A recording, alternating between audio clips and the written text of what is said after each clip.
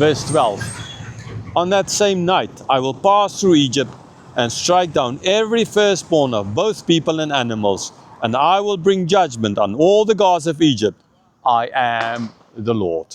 Okay, so that same night when they're going to partake in this feast, the rest of the land is going to be in wailing because of the death of their firstborn. He's going to strike down the firstborn of people, of animals, all, right? These people get a chance of not losing their firstborn in the animals by putting blood over the doors as well. Like with the hail, they could bring the animals in, the servants in. Those who feared God, they did. They didn't lose. The same thing could happen here, ultimately. It's not going to happen, but there was a choice. Okay, God is ultimately going to bring judgment. This is not just to kill off people. Oh, I just want to kill people and I want to get rid of people kind of idea. I just don't like people. Too many of them kind of, right? Like all these other stories of why there was a flood, for example, and the gods killed off people because they made too much noise. No, that's not who God is. He gave an exit out of this. They did not take it. I mean, the Jews did, or the majority of them did.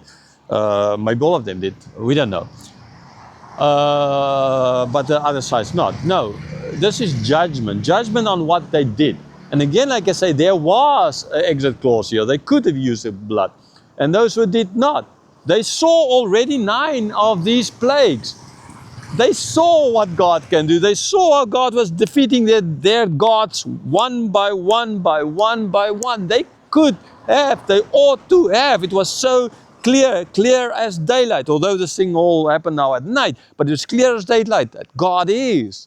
And God said it before in other chapters. It proves that He is the God of this earth. He is the true God. He is the creator.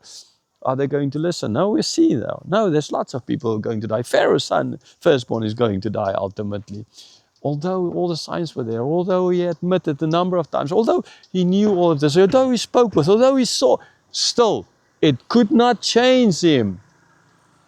All those hidings could not change. Is God guilty that he didn't listen? No.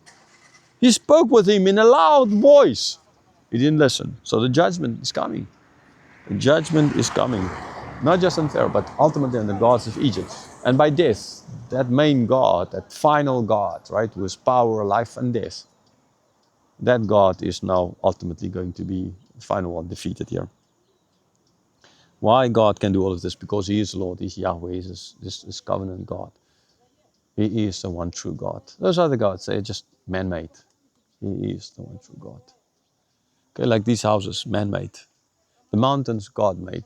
The houses, man-made. You can see the difference between the houses and the mountains. Understandably, the mountains are a lot more beautiful.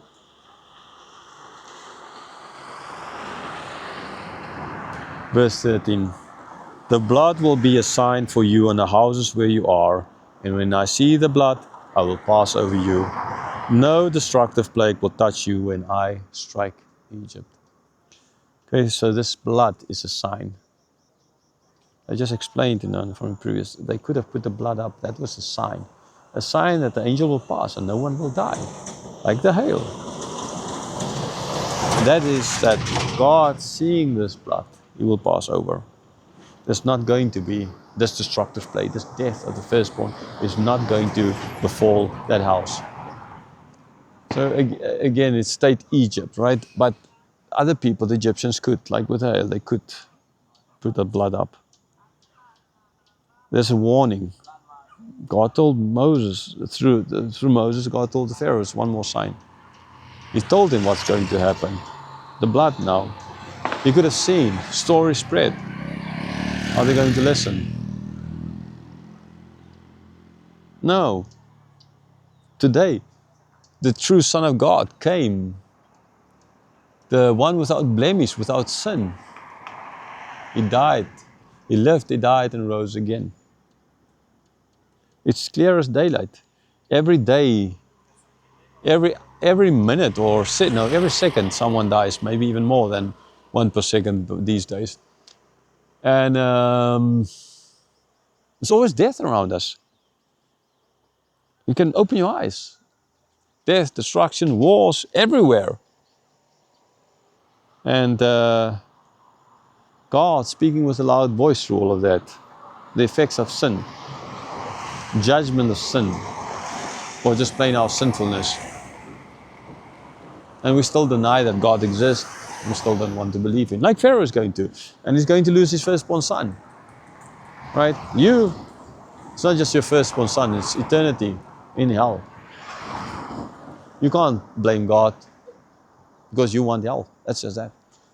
I remember this when I used to do some street work in the days back, and it was 1991. And met this guy outside this. At nighttime we went out in the streets of Cape Town, and we met this one guy there, and he was like saying, "Yeah, he's not afraid. He has a first-class ticket to go to hell, nightclub, whatever. First-class ticket to go to hell. He wasn't afraid.